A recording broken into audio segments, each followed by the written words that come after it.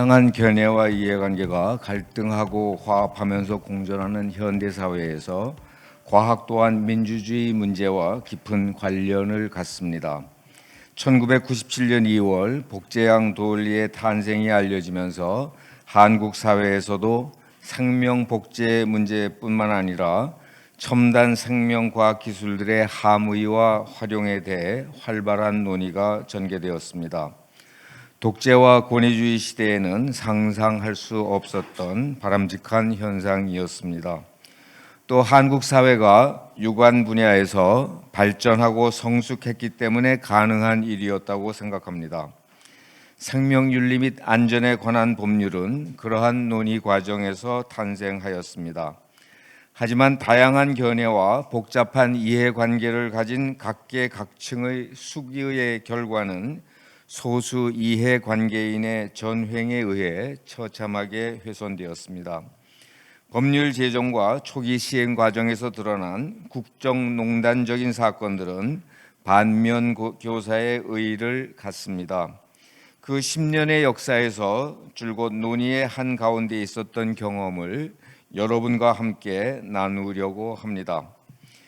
민주주의 그리고 신뢰와 진실을 무시한 과학은 파멸적인 결과를 가져올 뿐이다.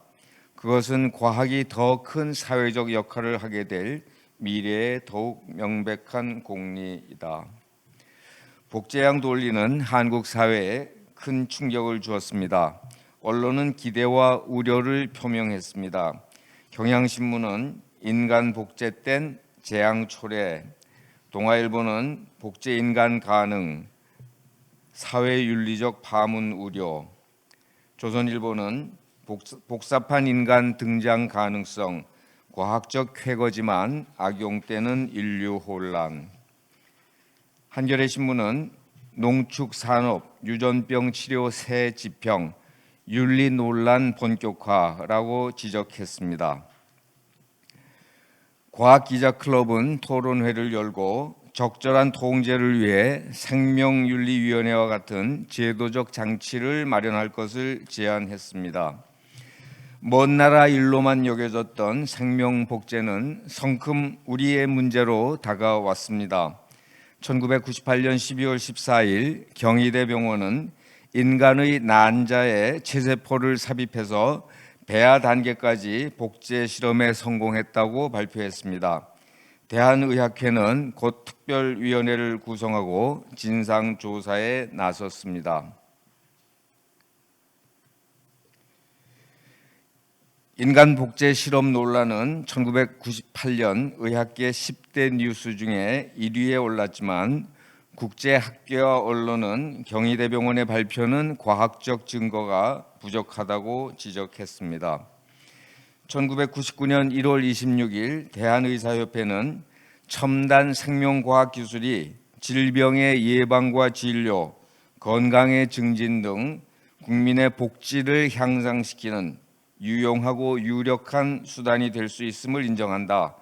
이와 더불어 그러한 기술의 오용과 무절제한 사용은 국민의 복지에 해악을 초래하며 광범위한 인간의 존엄성을 훼손할 수 있음을 우려한다는 성명서를 발표하고 광범위한 분야의 인사들이 참여하는 공청회를 거쳐 우리 현실에 적합하며 국제적 기준에 부합하는 지침을 제정할 것이라고 천명했습니다. 당시 대한의사협회의 요청으로 의사윤리 지침을 작성하고 있던 저는 생명복제 연구 지침 마련에도 관여하게 되었습니다. 4월 30일 공청회를 거쳐 확정된 생명복제 연구 지침은 논란의 핵심인 배아 복제에 대해 유보적인 태도를 나타내었습니다. 섣불리 허용이나 금지를 결정할 수 없다는 의학계의 견해를 반영한 것입니다. 중요한 부분은 다음과 같습니다. 인간을 대상으로 생명복제를 하는 경우 다음 각 호는 금지한다. 1. 인간 개체 복제를 목적으로 체세포 핵이식 또는 수정란 분할 등의 방법으로 인간의 체세포나 생식세포를 복제하는 연구. 2. 수정된 지 또는 난자의 체세포 핵이 이식된 지 제14일을 경과한 인간 배아를 대상으로 하는 연구, 단 제14일을 경과하지 아니한 인간 배아를 대상으로 하는 연구는 법령에 의해 허용되거나 충분한 사회적 합의가 이루어질 때까지 그 허용을 유보한다. 이 무렵 서울대학교 수의과대학 황우석 교수팀은 복제양 도울리와 똑같은 방식으로 송아지 영롱이를 복제했다고 발표했습니다. 황우석은 일약 스타 과학자로 떠올랐고 정부의 전폭적인 지원이 시작되었습니다. 하지만 끝내 관련된 논문은 발표되지 않았습니다. 애초부터 영롱이가 복제 동물이라는 과학적 근거는 없었던 것입니다. 거대한 과학 사기의 출발이었습니다. 이때부터 7년 동안 전폭적인 지원을 했던 정부와 언론은 출발부터 눈이 멀었습니다. 책임을 방기했습니다. 문제점을 지적한 소수의 학자와 활동가들은 이단자나 심지어 반역자 취급을 받았습니다. 한국생명윤리학회는 1박 2일간의 긴급 토론회를 개최하고 참가자 연명으로 인간 개체를 복제하기 위한 모든 연구와 시술 반대, 대통령 직속으로 생명윤리위원회 설치, 전문 연구기관의 설치 등 생명복제에 관한 1999년 생명윤리 선언을 발표했습니다. 황우석, 서정선, 이세영 교수 등도 참가한 토론회에서 핵심 문제인 배아 복제 연구에 대해서는 합의를 이루지 못했습니다. 그만큼 예민한 문제였던 것입니다. 생명복제에 대해 일반 시민들이 의견을 표출하기 시작했습니다.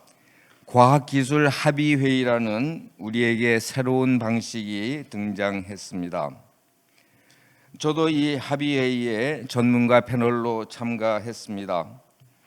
인간 배아 복제에 대한 연구 유보라는 대한의사협회의 견해를 상세히 설명했습니다.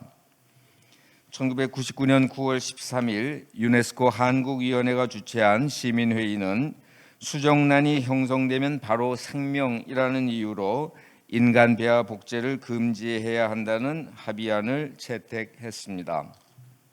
언론들은 합의회의 결정 내용과 의의를 적극적으로 보도했습니다. 동아일보는 인간 배아 복제 실험 전면 금지 일반 시민 판결 나왔다. 한겨레 신문은 인간 배아 복제 금지 합의안 파장, 생명 경시, 난치병 치료 맞서. 한겨레 신문은 사설 생명 복제 더 폭넓은 논의를 해서 이렇게 언급했습니다. 합의안 내용에 대한 평가에 앞서 우리는 합의회의라는 모임의 성격을 높이 평가하고자 한다. 윤리적으로 볼 때 14일까지의 인간 배아의 연구도 금지하는 것이 마땅하다. 14일 이내의 배아도 엄연한 인간의 생명이며 인간 배아의 연구가 결국 인간 복제를 향한 발걸음이란 점을 부인할 수 없기 때문이다.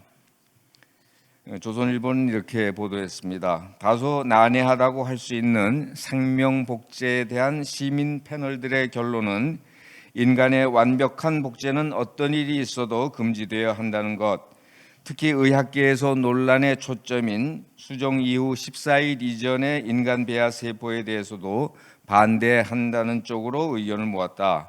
시민 패널들은 배아 복제의 효용성으로 제시되는 각종 난치병 치료 효과도 아직 검증되지 않았다며 예측하지 못할 부작용이 있을 수 있으므로 배아 복제를 허용해서는 안 된다고 주장하였다. 2000년 11월 21일 정부는 과학기술부 산하에 인간 복제를 포함한 생명공학의 윤리 문제를 종합적으로 다루기 위해 생명윤리 자문위원회를 구성했습니다. 과기부 장관은 위원회의 결정을 고스란히 법 제정에 반영할 것이라고 약속했습니다. 정부의 확고한 방침이라고 했습니다. 위원들의 호선으로 위원장에 선출된 진교훈 교수는 2017년 논문 한국 생명윤리의 과거와 현재 그리고 미래에서 이렇게 기술했습니다. 한국의 생명윤리정책연구의 효시인 생명윤리자문위원회는 2000년 9월 국무조정실에서 생명윤리자문위원회 구성 운영 방향이 결정됨에 따라 과학기술부 소속으로 2000년 11월 구성되었다. 과학기술부 장관은 약 2개월 동안 학계와 종교계 및 시민단체 그리고 보건복지부의 추천과 건의를 받아들여 생명과학자 5명, 의학자 5명, 인문사회법학자 5명, 시민종교단체 5명 등 총 20명의 전문가들로 구성되었고 이 위원회의 임무와 운영의 방향을 제시하였다. 이 위원회의 임무는 인간 및 동물의 복제 허용 범위 검토, 인간과 동식물의 교잡 허용 범위 검토, 인간 유전 정보의 보호에 관한 사항 검토, 기타 생명윤리 확보에 필요한 사항 검토라고 명시하였다. 과학기술부는 생명공학 연구의 윤리성 확보를 위한 기획 연구를 통해 위원회의 운영 경비를 지원하고 동위원회는 2001년 11월까지 운영하며 생명윤리기본법의 시안을 2001년 5월 말까지 제출하고 과학기술부는 보건복지부와 협의하여 이 시안을 법률안으로 작성하여 2001년 정기국회에 제출하기로 하였다. 생명윤리자문위원회는 2000년 11월 21일 제1차 전체 회의가 개최된 이래 2001년 8월 14일 제18차 전체 회의에 이르기까지 또 2000년 11월 28일 제1차 의제 선정 소위원회가 열린 이래 2001년 8월 7일 16차 운영 소위원회에 이르기까지 총 18번에 걸쳐 모든 심의와 결정을 자율적이고 민주적인 절차로 진행하여 왔다. 여기서 만장일치로 작성된 생명윤리기본법에서 특기할 것은 모든 생명윤리 자문위원들은 연구의 자유 및 과학기술의 발전과 생명 존중 및 윤리 확보의 조화를 도모하고 모든 국민 계층에게 생명윤리 교육을 강화하기로 했다는 것이다. 이 법안의 중요한 내용은 국가생명윤리위원회의 구성, 생명복제 연구와 활용의 허용 범위, 인간 배아 연구와 활용의 허용 범위, 유전자 변형 연구와 활용의 허용 범위, 인간 유전체 정보 연구와 활용에 관한 사항, 유전자 치료, 동물의 유전자 변형 연구, 인간 유전 정보의 활용과 보호에 관한 사항이었다. 진교훈 교수는 이렇게 기술했습니다. 저는 생명윤리자문위원회에서 활발한 논의를 뒷받침하는 역할을 맡았습니다. 11월 21일 첫 번째 회의에서 너무나 차이가 큰 위원들의 견해를 들으면서 어떻게 합의를 이루어낼지 걱정이 컸습니다. 하지만 회의를 거듭할수록 견해 차이가 좁혀졌습니다. 여기 계신 이인영 교수를 비롯해서 위원들은 자신의 의견을 활발하게 개진하는 한편 다른 사람들의 의견도 성실하게 청취했습니다. 저는 민주주의와 집단 지성의 힘과 가치를 체감했습니다. 이런 과정을 통해 6개월 뒤에 생명윤리기본법 시안이 마련되었습니다. 같은 때인 12월 4일 보건복지부의 의뢰를 받은 한국보건사회연구원은 인간 복제 금지, 인간과 동물의 상호 융합 행위 금지, 배아의 부정 이용 및 유전 정보 변경 금지, 유전자 정보의 보호 및 상업적 이용 금지, 국무총리실 산하에 국가생명안전윤리위원회 설치 등의 내용을 담은 시안을 발표했습니다.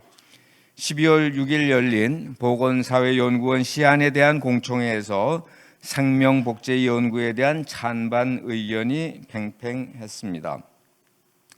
2001년 5월 18일 생명윤리자문위원회는 불임 치료를 목적으로 얻어진 인간 배아 중 폐기될 자녀 냉동 배아에 대한 연구만 한시적으로 허용하는 합의안을 발표했습니다. 6개월 동안의 치열하고 진지한 민주적인 논의의 산물이었습니다. 대통령 직속으로 생명윤리위원회를 구성하는 것은 자문위원회 활동 초기에 쉽게 결정되었습니다. 언론은 생명윤리법 기본 시안은 논란이 거듭되어 온 생명복제, 줄기세포, 생명특허 문제 등에 대해 국내 과학계와 종교계 등 각계 인사들이 모여 합의한 최초의 안이라는 데 의미가 있다고 지적했습니다. 자문위원회 시안에 대한 공청회에서도 생명복제 연구에 대한 찬반 의견은 여전히 팽팽했습니다.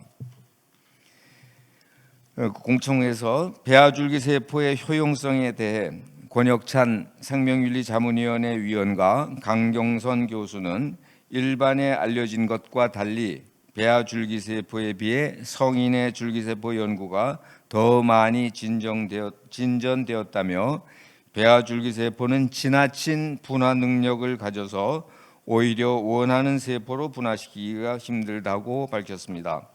반면 서정선 교수는 줄기세포 연구는 배아냐 성인의 것이냐 하는 선택의 문제가 아니라 현재로서는 모두 시작 단계이므로 둘 다 함께 수행해야 한다고 말했고, 이세용 교수도 배아 연구는 치료 목적 외에도 세포의 분화 및 발생에 대한 기초 연구이기도 하기 때문에 법률로 막는 것은 있을 수 없는 일이라고 강조했습니다. 종교단체와 여성단체는 배아 연구 제한을 더 강화할 것을 요구했습니다. 이동희 교수와 여성민우회 김상희 대표는 배아는 엄연한 생명체이기 때문에 한시적으로 냉동 배아 연구를 허용한 것에 반대한다고 말했습니다. 사실 이런 다양한 의견들은 생명윤리자문위원회 회의에서 거듭 논의되었고 위원들의 수의 끝에 시안이 마련되었던 것입니다. 하지만 과기부의 태도는 변하기 시작했습니다. 위원회의 결정을 고스란히 법 제정에 반영할 것이라고 했던 장관의 약속은 슬그머니 사라졌습니다. 2002년 7월 15일 보건복지부는 생명윤리 및 안전에 관한 법률 제정을 위한 공청회에서 자녀 배아 이용은 허용하지만 체세포 복제는 금지하는 법률 시안을 발표했습니다. 이틀 뒤인 7월 17일 과기부는 지난해 발표했던 생명윤리 기본법 시안과 달리 인간 배아 복제 연구를 허용하는 내용의 법률안을 만들었다고 발표했습니다. 이는 배아 복제를 금지한 보건복지부 안과 큰 차이가 있었고 또한 생명윤리 자문위원회와의 약속을 배신한 것이었습니다. 7월 19일 복지부가 배아 복제를 허용하는 방침을 정해놓고는 공청회에서는 배아 복지 금지라고 발표하는 국민 기만극을 벌였다는 사실이 드러났습니다.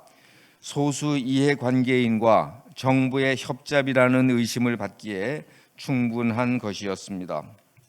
한국일보는 7월 22일자 사설 왜 자꾸 국민을 속이는가에서 정부의 잘못된 행태를 강하게 비판했습니다. 보건복지부가 15일 공청회를 통해 제시한 법률 시안은 가짜였다. 발표된 시안은 배아 복제를 불허하는 내용이었다. 그러나 그보다 나흘 전 국무조정실에 제출한 시안은 배아 복제와 이종간 교접에 대한 연구 허용 여부를 신설되는 위원회가 결정토록 함으로써 사실상 허용하는 내용이었다. 과기부의 시안도 지난해 5월 발표 때와 달라졌지만 약속과 달리 생명윤리자문위회의 의견을 듣지 않고 수정해서 제출한 것으로 밝혀졌다. 언론은 정부가 배아 복제 연구를 사실상 허용하는 방침을 정한 것 같다고 보도했습니다. 7월 27일 생명윤리자문위원회 위원 일동은 정부의 반민주적이고 반윤리적인 행태를 규탄하면서 사실상 국민적 합의를 이룬 자문위원회 생명윤리기본법 기본 권력을 토대로 구체적인 법률안을 정기 국회 개회 전까지 성안해서 국회에 제출할 것을 촉구했습니다. 저는 위원들의 분노와 배신감을 생생하게 느꼈습니다. 하지만 정부는 마이동풍이었습니다. 3년 뒤 본격적으로 드러날 참극이 잉태되고 있었습니다. 민주주의와 신뢰는 정치뿐만 아니라 과학과 의학의 영역에서도 필수적인 것입니다. 2003년 12월 29일 국회는 인간 체세포 배아 복제 연구를 허용하는 정부안을 통과시켰습니다. 한 달 뒤인 2004년 1월 29일에 공포된 생명윤리 및 안전에 관한 법률은 부칙에 희한한 조항을 두었습니다. 3년 이상 체세포 복제 배아에 관한 연구를 하였고 관련 학술지에 1회 이상 체세포 복제 배아에 관한 연구 논문을 게재한 실적이 있는 연구자에게만 체세포 배아 복제 연구를 허용한다는 것입니다. 희한한 조항을 둔 이유는 곧 드러났습니다. 2월 12일 황우석 팀은 세계 최초로 인간 체세포 핵이식 줄기세포, 이른바 NT1이라고 불린 것입니다. 추출에 성공했다고 발표했고 13일자로 이른바 2004년 사이언스 논문이 게재되었습니다. 법률은 한 연구팀, 한 개인을 위한 것이었습니다. 2년이 채 안 되어 2004년 사이언스 논문과 2005년 사이언스 논문의 줄기세포들이 가짜라는 진상이 밝혀졌지만 황우석의 시대, 황우석만의 시대가 열렸습니다. 정부는 일방적으로 지원하기 시작했고 언론은 감시 기능을 잃었으며 이에 따라 국민들은 열광했습니다. 소수 비판자들은 불온 세력 취급을 받았습니다. 이후 언론 기사는 찬양 일색이었습니다.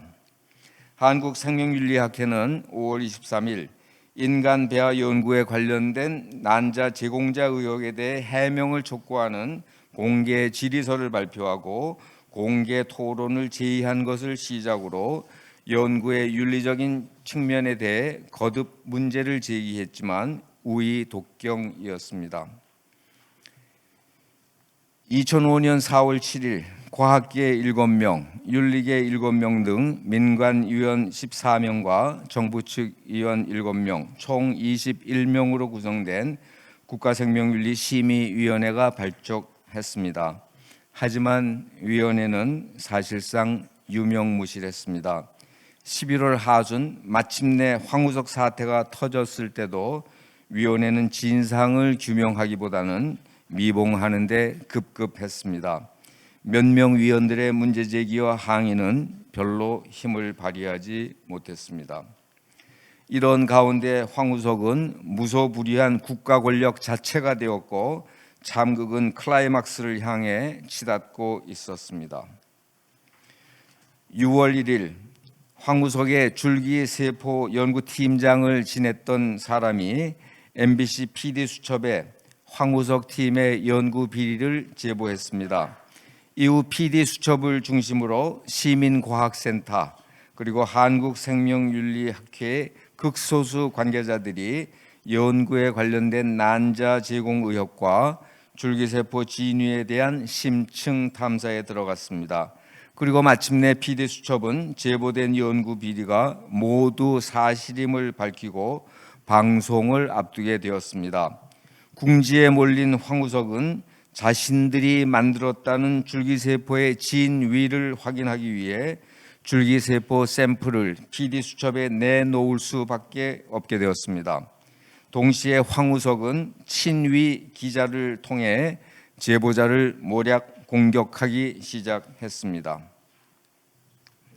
11월 22일 PD수첩이 연구에 사용된 난자에 관한 탐사 결과를 보도하자 이틀 뒤에 황우석은 사과를 가장한 현란한 정치쇼를 벌였습니다. 보건복지부는 호응해서 황 교수의 연구 과정에 법적 윤리적 문제가 없으며 동서양의 문화 차이가 논란의 큰 이유 중 하나라고 사실과 전혀 다른 결론을 제시했습니다. 대부분의 언론은 부안해동했습니다. 국가생명윤리심의위원회도 제9시를 하지 못했습니다. 복지부는 서울대, 수의대, IRB의 조사 결과를 발표하면서 난자 수급 과정에서 법 규정 및 윤리 준칙 위배 사실은 없었다고 밝혔다. 사실상 황 교수에게 면죄부를 준 것. 서울대, 수의대, IRB는 연구원이 강요나 회유 또는 영리 목적의 대가와는 무관하게 자발적으로 난자를 제공했으며 이는 의학 실험에 일반적으로 원용되는 헬싱키 선언에 배치되지 않는다는 의견을 냈다. 이로부터 거짓이 진실을 압살하는 국가적 난동이 시작되었습니다.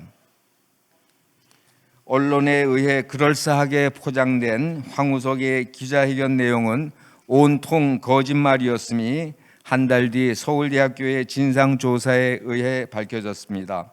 압살당하던 진실이 다시 힘을 얻게 되었습니다. 그나마 다행이었습니다.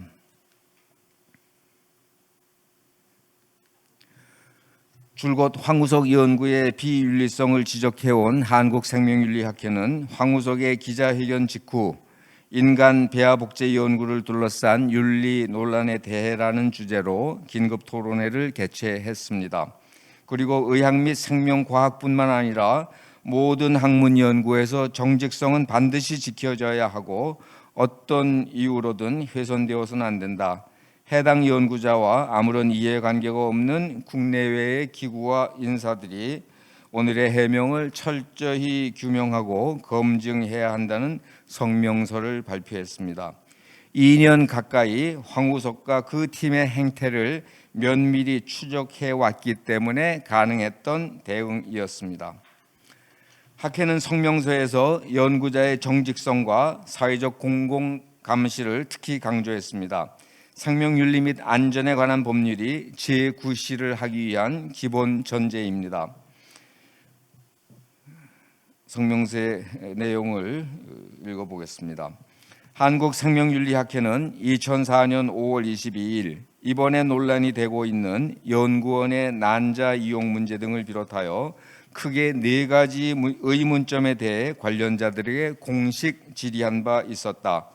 당시 우리의 질의에 대해 연구 책임자를 비롯해서 관련 당사자들이 그 문제점들에 대해 솔직하고 정확하게 밝혔으면 지금과 같이 문제가 확대되지 않았으리라는 점에서 매우 안타깝게 생각하며 어느 경우에나 진실만이 문제 해결의 유일한 방법이라고 확신한다.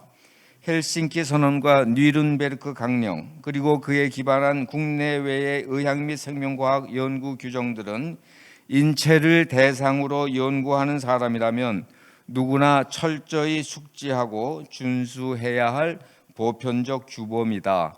그러한 규범들은 과거의 의학과 과학의 발전, 난치병 치료 등의 명목하에 인체 대상 연구들이 무절제하게 수행됨으로써 오히려 수많은 인간들에게 피해를 끼친 역사적 경험에 대한 반성과 성찰 위에 만들어진 인류의 대장전이다. 규범의 핵심 내용은 자발성과 공공감시이다. 또한 의학 및 생명과학뿐만 아니라 모든 학문 연구에서 연구의 정직성은 반드시 지켜져야 하며 어떤 이유로든 훼손되어서는 안 된다. 오늘 연구 책임자인 황우석 교수의 발표에서 드러났듯이 2004년에 인간 배아복제와 배아복제 줄기세포 추출 연구가 그러한 연구의 절대 원칙을 지키지 않은 것에 대해 우리는 한편 안타깝게 생각하며 또 한편 전혀 이해할 수 없다. 우리는 매우 때늦긴 하지만 황 교수 스스로 그동안 연구의 정직성을 훼손한 데에 대해 해명하고 사과한 것을 다행으로 생각한다. 황 교수 스스로 마지막 기회라고 할 정도로 절박한 상황에서 행한 해명이므로 더 이상 사실을 숨기거나 왜곡하지 않았으리라고 믿고 싶다. 하지만 1년 반이 넘도록 훼손해온 정직성이 황 교수 스스로 또는 이해관계가 있는 기관의 해명만으로 회복되기를 기대할 수는 없을 것이다. 지금 최대의 과제는 그동안 연구자 스스로 훼손해온 연구의 정직성을 진정으로 회복하는 것이다.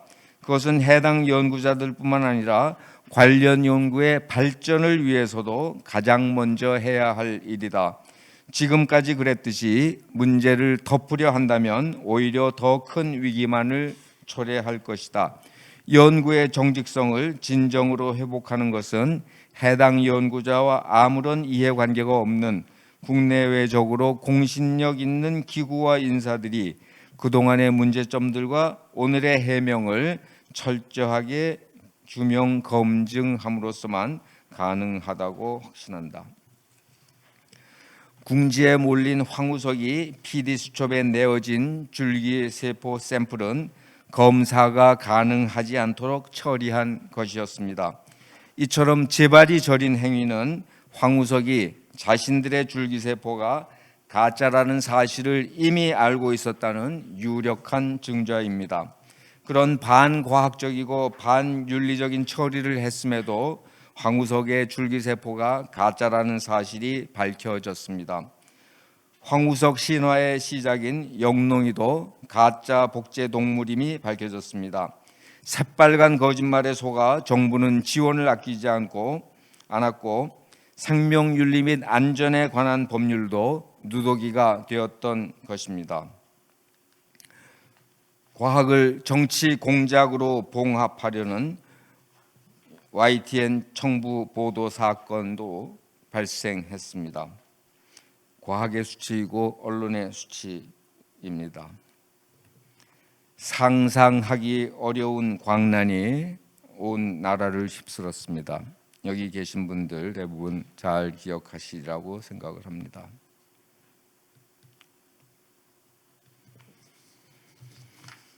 그런 한편 젊은 과학자들의 자정 능력도 나타났습니다. 그리고 마침내 희망이 절망을 이겨내었습니다. 황우석을 위한 황우석의 소동은 일어나지 않을 수 있었던 참사였습니다. 이 한 달 동안의 소동만이 아니라 생명윤리 및 안전에 관한 법률 제정에도 해당됩니다.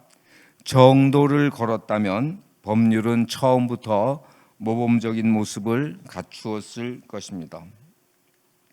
언론은 뒤늦게나마 정신을 차리기 시작했습니다. 하지만 끊임없는 문제제기와 오랜 수고가 있었다는 사실을 몰랐는지 알고도 모른 채 한 것인지 여전히 국내 과학계는 물론 국제 과학계까지 뚜렷한 의문을 제기하지 못한 상황에서 운운하고 있었습니다.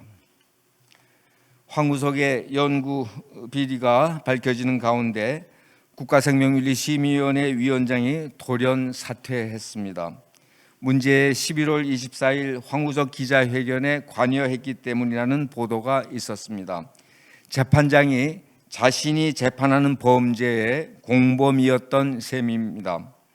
하지만 위원들에게는 아무런 해명이나 사실 통보조차 없었습니다. 위원장 대행은 사퇴한 양 위원장이 그동안 위원회를 잘 이끌어왔다고 치하했습니다. 저는 국가생명윤리심의위원으로 참담하고 수치스러웠습니다. 생명윤리 및 안전에 관한 법률은 제정 과정뿐만 아니라 운영도 이렇게 엉망진창이었습니다. 생명윤리심의위원회 홈페이지에서 제1기 위원회 위원장으로 9개월 동안 재임한 양삼승 변호사의 흔적을 찾아볼 수 없습니다. 반면 교사의 교훈을 얻으려는 노력은 전혀 보이지 않습니다. 그러면서 어떻게 윤리를 말할 수 있겠습니까? 서울대학교 조사위원회 등에 의해 황우석의 연구 비리는 많이 규명되었습니다.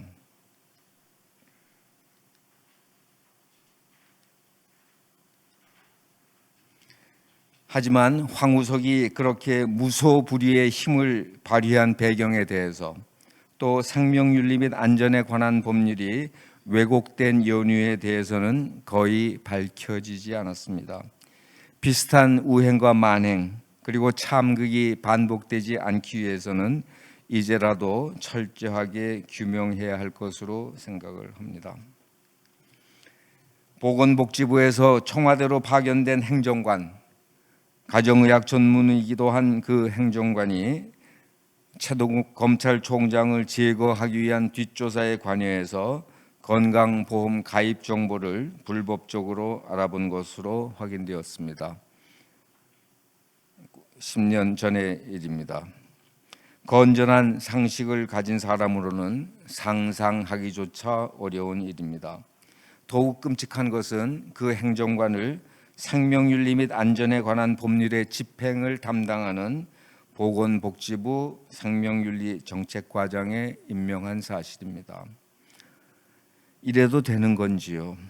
무엇을 위한, 누구를 위한 생명윤리인지요? 과거에 대한 진솔한 성찰과 반성 위에서만 미래의 성숙된 발전이 가능합니다. 만고의 진리입니다. 생명윤리 및 안전에 관한 법률의 제정 과정을 되돌아보는 이유이자 의의라고 생각합니다. 발표 마치겠습니다.